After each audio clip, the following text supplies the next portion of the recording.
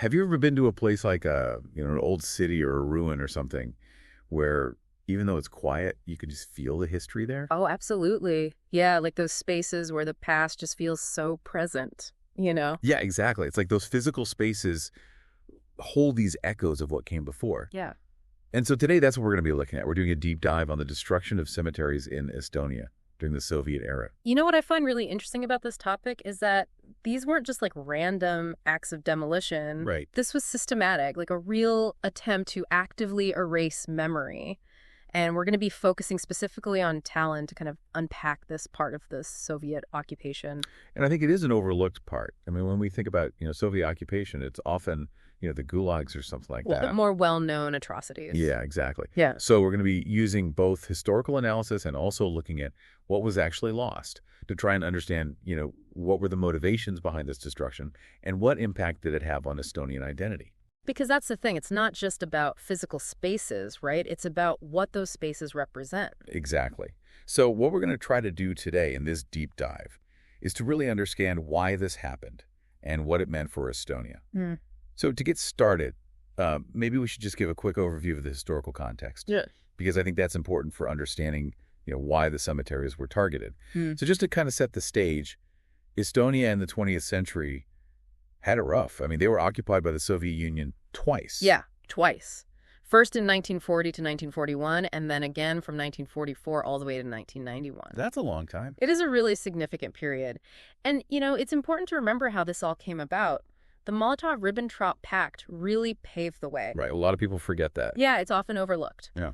But that pact led to these forced treaties, the annexation of Estonia and the suppression of their independence. So basically, Estonia's fate was decided by these larger powers. Exactly. And that sets the stage for understanding the Soviet mindset when it comes to how they viewed Estonia and its culture. All right. So then how did this broader context, how did this play out in terms of Soviet policy towards things like religion and cultural heritage? Well, a key element of Soviet ideology was something called Marxist-Leninist atheism. Right.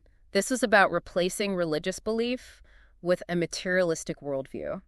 So anything tied to the pre-Soviet past, especially religion, was seen as an obstacle to this new Soviet society. Okay, so it wasn't just about, the Soviets coming in and saying, oh, we want this land.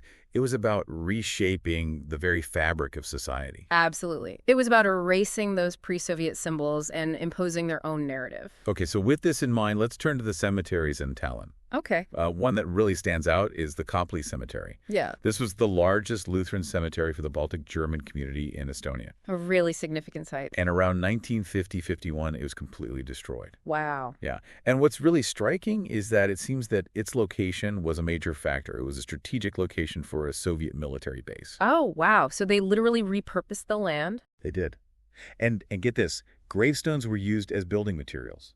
What, for like what kind of building? Well, for ports, for sidewalks. Imagine that. It's just so disrespectful. I can't even. I know, it's shocking. Now, today it's a public park. Thankfully, St. George's Chapel was restored in 2022, but it really highlights the attempt to just completely eradicate Baltic German heritage. It's really striking to see how these different groups were targeted. Now, what's interesting is if you compare this to another cemetery, the Kalamaja Cemetery, Right. This one was the oldest in Tallinn, and it served mostly ethnic Estonians and Swedes. And it was also destroyed in 1964 again in a strategic military area. It's a similar story. Kind of, but it's now a park with a preserved bell tower and a few memorial crosses. So some elements were preserved. Okay. And what makes this even more interesting is that the Russian Orthodox cemetery remained mostly intact. Oh, wow. Yeah, so you can't help but wonder, was there a discriminatory element here? Was there a more targeted attack on specifically Estonian identity? It really raises that question. Yeah. Then you have another cemetery, the Moingu Cemetery. This was another Baltic German cemetery. This one was for the wealthier residents, and it was leveled around the same time as Kopli, and again, the gravestones were reused. So a pattern emerges. Exactly. Mm. Now it's just a wooded area with some fragments. But there are plans for conservation, at least. That's good to hear. Yeah. But again, it points to this campaign against Baltic German history. It really does. And this wasn't limited to just cemeteries. Even the Tallinn Defense Forces Cemetery. The main military cemetery of independent Estonia. Exactly. That was partially destroyed after World War II. They targeted the graves of Estonian soldiers and the memorials for the War of Independence. Oh, wow. So they're going after very specific symbols of Estonian nationhood. They are. But here's another interesting detail. The graves of British servicemen were protected. Oh, really? Yeah, and a War of Independence memorial was finally restored in 2012. So it really shows how calculated this destruction was. Like who they were trying to erase from memory and who they were trying to appease in a way? Exactly.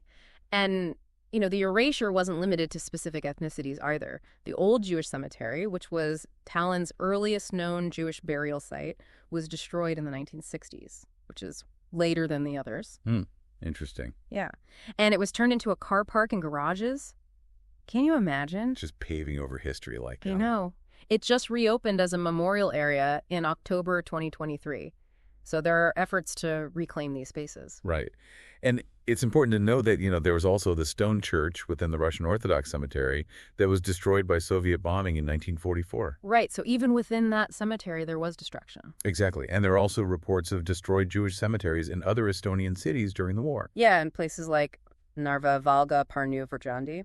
But in those cases, it's important to distinguish between Soviet and Nazi actions. Right, because obviously the war was a chaotic time. It was. So disentangling those threads is crucial for understanding what happened. Absolutely. Yeah. So given all of this, all these different examples of destruction, what can we say about the motives behind it all? Well, I think it was a combination of factors. Okay. Politically, it was about erasing symbols of pre-Soviet Estonia and undermining their national identity. Right, because if you destroy the symbols, you destroy the memory. Exactly.